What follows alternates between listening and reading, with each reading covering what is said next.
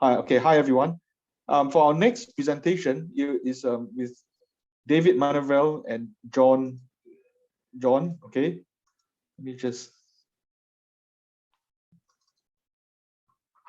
So let me introduce the next presentation. David has over 20 years of experience in insurance, including actual pricing, reserving, and data analytics, predominantly in the general insurance and health insurance industry. Including CAT modeling, reinsurance optimization, compliance, and capital management.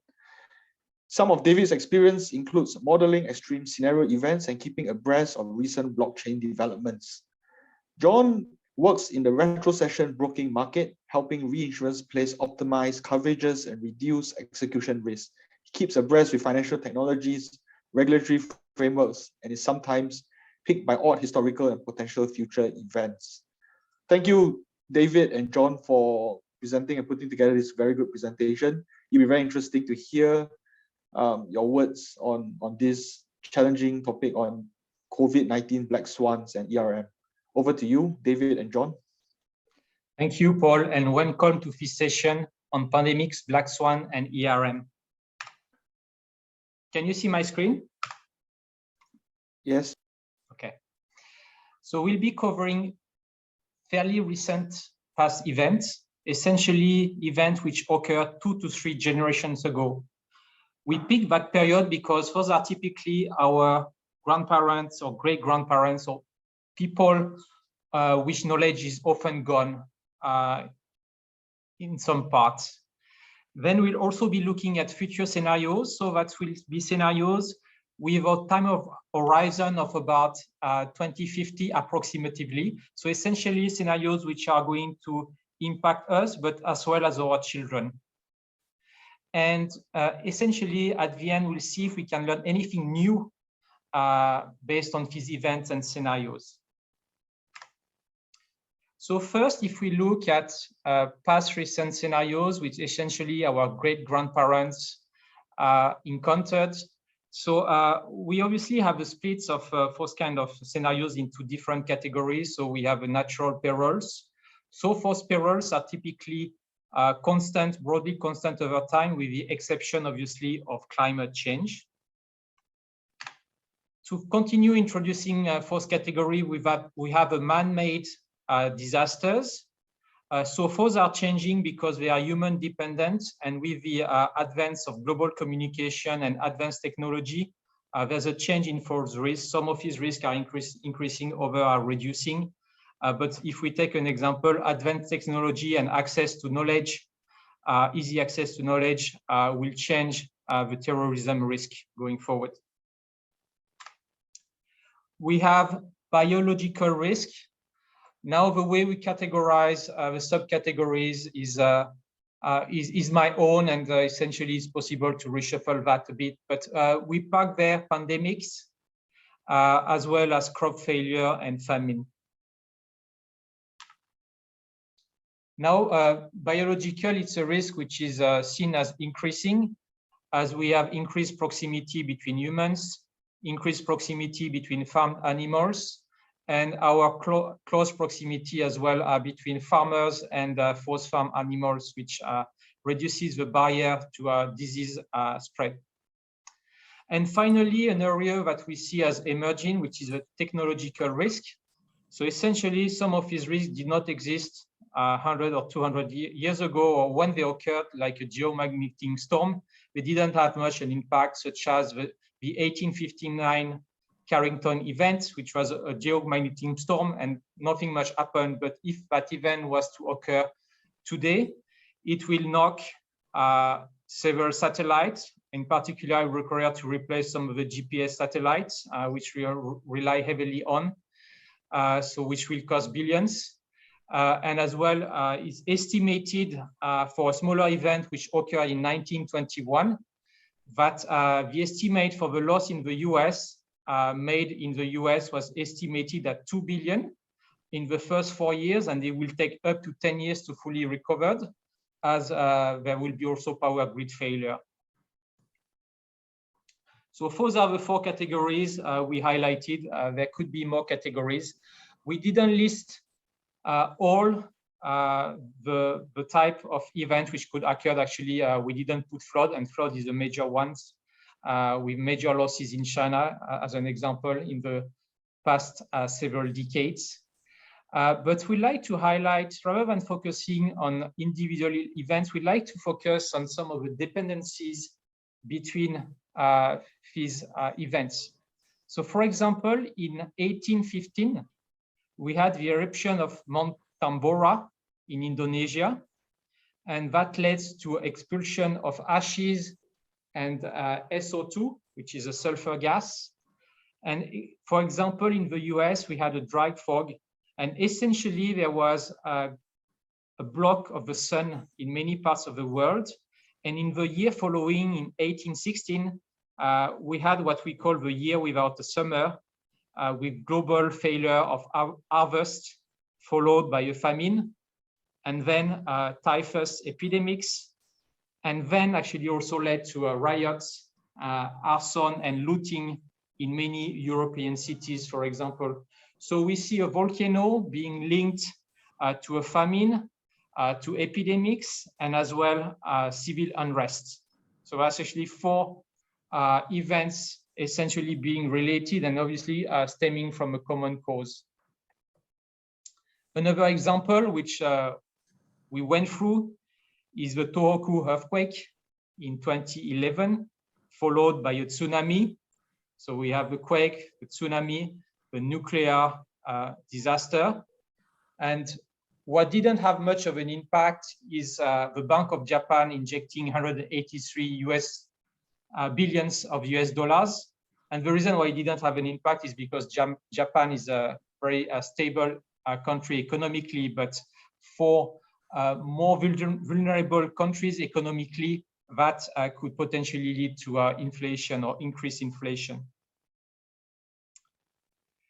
Now, other example includes the First World War, which was followed by the Spanish flu in 1918, where about up to 5% of the population died, so about 50 million people, give or take, died. And then we also have a potato plant disease, which is which led to the Great Irish Famine. So this is a disease on crops, not on humans. That's I give that to you. But that led to that famine, which killed over 1 million persons. But what's less known is that it also led to social unrest in Europe and revolution, starting with France, which spread to other European countries as well. So similar in a way to the more recent Arab Spring that we saw, which is also actually a causal chain of events which led to that, which I won't go into the details, but actually it's quite interesting to see the similarity between very different sources of events leading to similar outcome at the end. Relatively similar, I would say. John? So we take a lesson from what we had in the past. This was the Bubonic Plague during the 1400s. During that time, no one knew the cause of the disease, and so no cure was possible. It did not stop people from having tried what medical expertise they had, but the overall intellectual framework was flawed. With it came some very crude solutions. They use kill or cure, now that we see it. Animal cures were like using a chicken, exposing it, and then attaching the exposed portion of the chicken onto the plague body of the victim. And if the chicken dies, they would think that, oh, you know, the disease had transferred over to the chicken and therefore the chicken had died. There were also interesting ones where they think that the horn of the unicorn could be grounded down into powder to make potions. They would go around fumigating their premises with burning flowers or herbs. Bloodletting came about because they thought that if you drew out the bad blood, which caused illnesses, you know, your health would be restored by keeping the good blood that remained, and therefore the patient would recover. So There were also like flight from infected areas, religious cures, which you basically go to the temple and priests will pray over you. And they came down to the more effective quarantine, which sometimes was quite morbid, because if you were infected, they would board up your whole house and no one could exit the house, which means that, well, led to the effectiveness of it. Social distancing at that time wasn't 1 meter apart. It actually meant that you are rich, wealthy, elite. You would escape to the countryside in your villa and wait for everything to die down, quite literally. So in those times, they have this unusual concept of a medicine where they would get rid of the disease and you. So coming on to the next slide, we actually are facing even more black swans than our grandparents. So climate changes, government debt, all this, nothing foreign to us. AI singularity would probably make you think Terminator, or if you're the younger generation, you think The Matrix. And of course, you never know the future, but there are things that are coming up now. Engineered microchromosomes are actually small structures in cells that carry a lot of information, but do not alter your DNA. When used in plants, they can boost the structure, the functions, and the applications. So while it's very good right now in plants, we never know if it actually deteriorates the DNA because of a lack of the plant adapting, but just a plant on vitamins. Neuralink, anyone think Elon Musk? And of course, you have the longevity leap, which you've seen over the mid-20th centuries. Life expectancies have actually increased by 3 decades. Wow. So moving on, what is the current evolution we are facing? How does blockchain and money play into all of this? Money had evolved multiple times. And we are now asking the question if a blockchain could now take on an acceptable form as currency. What do you need to do that? Can people save and later use that value? Is it a common base for pricing and comparison? Or is it a way for people to use common currency for buying and selling amongst one another?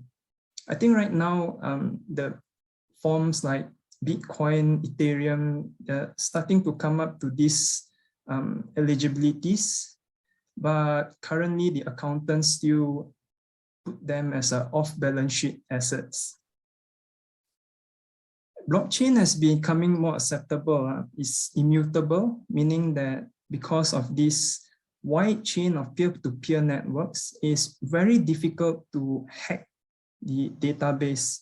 And if the hacker were to use as much resources to hack 50% or 51% of all the peer-to-peer networks out there, people will still remember and will know that something had gone wrong with the database and will form a fork chain, and the hacker's effort would have all gone to waste.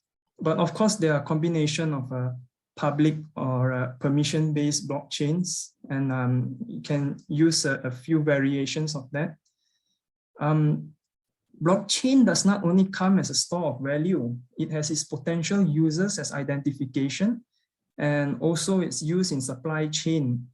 You would ask the question, where did my drugs come from? Pharmaceutical drugs, of course. So moving on. In this diagram, we see Bob and Alice.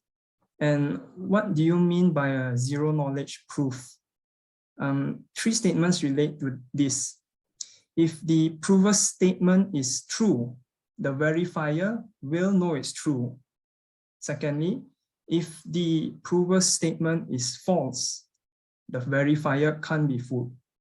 And thirdly, the verifier doesn't learn information about the identity and privacy is maintained. So very simply, Bob would stand outside a cave. There's a loop inside the cave, and Alice would enter the cave by random. Now, Bob would stand outside the cave and ask Alice to exit either A or B side of the cave. And Bob would know if any one time Alice couldn't do it, and Alice didn't prove herself to be Alice, her identity would be false and she's obviously not Alice. And if Alice gets lucky for 1 or 2 times, Bob would just carry out 20 question tests. And as you see, 2 to the power of 20, it soon goes toward 0. So it's very hard to fool the system. And this is a very strong case for identity. The up and coming users are also, of course, smart contracts. And very simplistically said, that is a smart contract is embedded into the blockchain. When the contract is completed, the algorithm will automatically transact the money. You save a lot on legal costs, and some lawyers will also be glad that all these transactional tasks are not left to them. So we are starting to find that blockchain has its users in this commerce. Next up, how does it play into the value and supply chain? Using a very old value chain, Porter's value chain, is academic, we find that insurance already integrates very easily into all of this. From inbound logistics, you have marine insurance, and when the raw material is transferred to the operations, you would have fire or engineering insurance to cover the operations, be it the production plant or the engineering, which is the construction site. And soon when you get the product ready, it goes out to, through the outbound logistics, which is again marine, you go on to marketing and sales, you'll be covered by product liabilities, and in the service where you would be covered by warranties. So money and insurance are very much into the supply chain of things. But what do supply chains now face? Payments. Do you trust your supplier to deliver the goods? Are you going to pay your supplier? Do you need to have a contract between them? And these 2 items are readily covered by smart contracts. And of course, you face custom provenance disputes. A lot of this can be handed off to a blockchain, and it would add value by proving who, what, when, where, and why at every step. So much so that when you receive your pharmaceutical drugs, you would probably be able to scan the tag and identify that it has been through a whole supply chain and documented each part of the way so that you know it's safe to consume the drugs. This brings us on to what we think AI would integrate with human evolution. In biology, evolution is the change in characteristics of a species over several generations and relies on the process of natural selection. No doubt digitization is becoming a catalyst of human evolution. More so, blockchain has been observed to mimic DNA in cells. So there will be a future where we start to see humans become cybernetics, and then you would ask the questions, would you be afraid of other risks present at that time or already presented, but now would be a threat to us? If we are a cybernetic race and the sun decide to have a solar storm, which effectively is like an EMP wave, it would wipe out all the electronics on Earth. Would you get a heart attack? let's give the ERM perspective a take. So David, what do you think? Thank you, John. I think it's time to put everything together and to see what it means for ERM. I think you mentioned the change in technology, which is an emerging risk for us in insurance as well. With everything getting more digital, our daily activities, as well as corporation becoming native to the internet. So we see currently what's called DeFi, where decentralized finance is starting replacing some of the banking activities. It's going to take time, but it's coming. And as well, there's discussion about that Web 3.0 will be coming and that will be based on blockchain. So that remains to be seen. But that's really interesting to see that, that space growing really fast and having potentially a major impact. So in terms of putting all that together, we have a kind of bank of knowledge from previous generations and potentially as well from generations to come, our children and grandchildren, of what could be happening, being in terms of flood, crop failures, pandemics, geomagnetic storms, AI, etc. One thing that we highlighted are the dependencies. So what kind of dependencies can we encounter? We have first the dependencies between assets and liabilities. So that's interdependencies between assets and liabilities of the company. Second, the intradependencies within the assets and also the intradependencies within the liabilities. Third, the external dependencies, so dependencies with other economic sectors, including with clients and suppliers, which is a supply chain.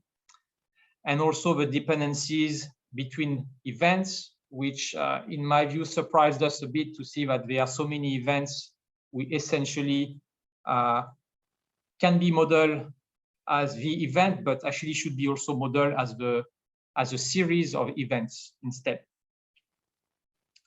So now let's look at some of the example of dependencies within the assets. This is just a quick list of asset parameters, such as change in property prices, equity, bonds prices, foreign exchange. So those scenarios can essentially, some of them could impact those variables. Certain scenarios require additional parameters. So for climate change, we need to add carbon and petrol taxation, which could be increasing in the years or decades to come. Let's look at dependencies between scenarios, taking a quake as an example. So a quake could, on the left-hand side, trigger a tsunami, and the tsunami could may or may not trigger a nuclear disaster, and that's what occurred in the case of Fukushima in 2011. The volcano can, so a quake could trigger a volcano, which triggers crop failure, as we saw in 1816. It could also trigger travel disruption, like in 2010, due to the Iceland volcano, the Eyjafjallajökull. And then actually a volcano could also trigger, may or may not trigger a quake, just to park it there. Obviously, all these events will not happen necessarily at the same time. So it really depends on the type of scenario occurring, but other branches could also be added. So we should be mindful of that as well. So that's a relatively simple example with quake. Pandemics. So we saw with the pandemics on the left-hand side that it led to lockdown, which impacted the supply chain, travel disruption, and increased cyber risk. Nothing new. But we also see a quantitative easing, which increased the debt bubble and could potentially contribute to future GFCs or financial crises, as well as hyperinflation. Now, the definition of hyperinflation, strictly speaking, is 50% inflation on a monthly basis. I think that definition should be revisited because 6% inflation per month already lead to 100% inflation. So essentially, if the salary and the bank accounts stay constant, is actually the salaries and the savings are being halved if it's 6% inflation per month. And that loss of power can lead to social unrest and political change.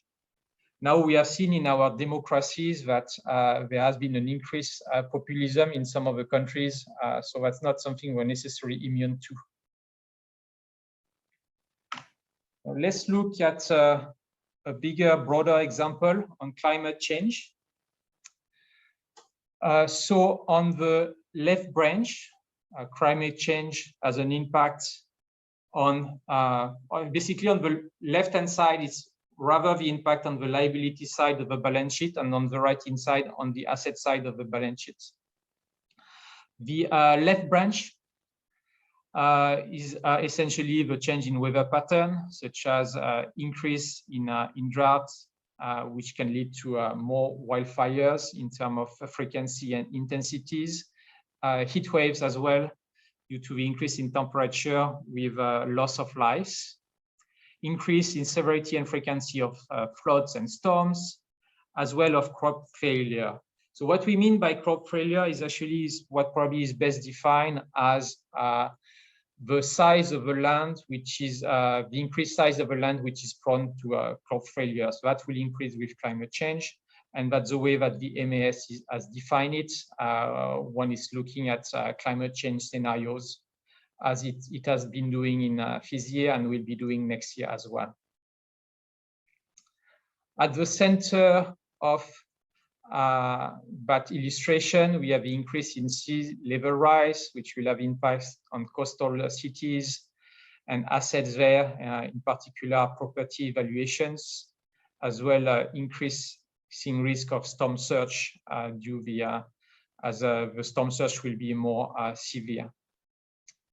Increase in disease vector as temperature rises and also be due to potential migrations in certain countries that could lead to people eating less as well due to forced migrations, which actually makes people weaker, and also the increased humidity in parts of the world and distress could lead to more diseases or new diseases occurring and essentially moving around the tropics. We have social unrest. So those are things which probably still are to something for the future, where certain country could be destabilized, that would increase the chances of political change in some of the countries potentially, and the frustration as well of what has occurred. Now, interestingly, on the right-hand side, some of the government actions could include a carbon and fuel tax that will increase the cost of energy and which will have a negative impact on carbon-intensive sectors such as transportation, agriculture, utilities, construction, heavy industry, manufacturing. What this means is that equities and bonds in those sectors, their prices could essentially drop. ESG, I think we already mentioned that, but essentially what could happen is not only certain sectors will be heavily impacted in terms of prices, but as well there could be stranded assets, such as anything related to coal, as essentially coal is being phased out, and for the industry essentially need to innovate heavily or will essentially end. Now, it's always good to say what's missing actually as well on fees, because as you can see with the slide there's no more space there, but increase in lawsuits because essentially one needs to prove that there is damage in order to claim and to go to court, which is similar to asbestos. So essentially there wasn't any lawsuit for asbestos at the beginning. You need to wait for several decades for people to develop the disease in order to go to court. What this means for climate change is that the same could occur. Obviously, it will depend on the jurisdictions and the laws there. But once damage occurs, there will be a need for apportion to actually allocate the cost to climate change and then the rest to the rest before settlement occur. And this could be a heavily long tail. So we saw that with asbestos, which was a major event to the reinsurance industry, where Lloyd's had to restructure or die, but they managed to restructure and survive. So that's actually an interesting analogy that we can make. So this is a chart on climate change, which can be further developed, but you can see that there's many impact both on the asset and liabilities and potentially on other events over the decades to come. Which leads us to our conclusion slide. So I would like to take what David have put into perspective and count that as adaptability. AQ has came side by side with IQ and EQ as a necessity in our businesses. I like Peter Drucker for saying that you can't manage what you can't measure. So we would look at this and say that companies fail to adapt. And which companies are these? Let's take out a few examples. I think all of you will align to. BlackBerry versus iPhone. There are Kodak versus digital cameras. And of course, maybe some of you wouldn't know, but there's a MySpace, but you would know what's Facebook. A lot of these failed to change along with the market. They carried a legacy business model that was outdated and thought very much that their business practices were time-honored. They didn't restructure to consumer demands and they couldn't embrace new technology, and this very much lead to how the up and coming overtook them. We would like to close this session by using a talk from Nelly Fretto. It's about 7 minutes. Encourage everyone to listen to her talk. The 3 main points came out were to assess what ifs, just like how our dreams are all very bizarre and some of these slides that we've been through are very morbid. We would analyze the whole lateral of all of this, understand it, and try to come to terms with some of them when they happen. We need to learn how to unlearn, referring to the diagram. What got you here won't get you there. So why we need to unlearn is because there are new norms and we need to catch up with a new norm in order to continue our adaptability. Further to that, we need to explore, experiment, improve, because that which cannot be deduced or forecast can only be discovered through experimentation. We also encourage you to look through a definition of AQ from the AQ AI Adaptability Assessment and Training Platform. They have a nice table there that shows you elements of what would comprise AQ. It's quite educational. Thank you. We will now take questions. Thank you. Thank you, David and John. Any questions, anyone? So very good session, and thank you for talking about the need to be relevant and with a adaptability quotient in line with the IQ and the EQ. And also thanks for giving a very good framework to come up with narratives for our stress testing. I have a question that came in through the chat. Okay, so if black swans are problems which can take us exponentially downwards, okay, breakdown, green swans are solutions that can take us exponentially towards breakthrough. Ugly ducklings of tomorrow's world may turn into tomorrow's world-saving green swans. Can you identify any ugly ducklings today which could become green swans of tomorrow? And there's a book being written about green swans, and the green is not about ESG. It's about sustainability and opportunities. Yeah. Any comments? Maybe I try to take this from the adaptability perspective. We only look backward and can see things that had affected us. I think what we are looking at now is a time where we look forward and not just forecast events. We are adapting to those events.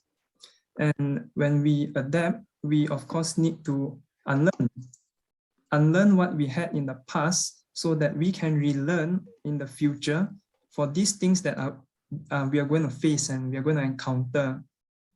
And therefore, I'm really adapting Natalie Fretto's framework here, because we're going to explore the how we adapt by experimenting in that sphere. And through experimenting, we would discover how we can face those challenges.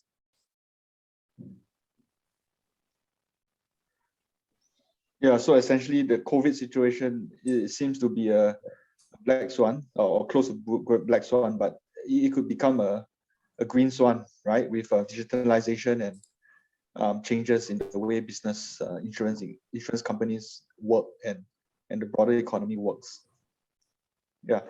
I have another question as well to John and David. Can you elaborate on how do you see changing weather conditions from climate change, either colder or warmer weathers, affecting pandemics, the likelihood of new pandemics, pandemics, not just COVID related, but new death or mutant strains coming up? Are these correlations more in general, do you think pandemics can be more correlated to climate change than we think?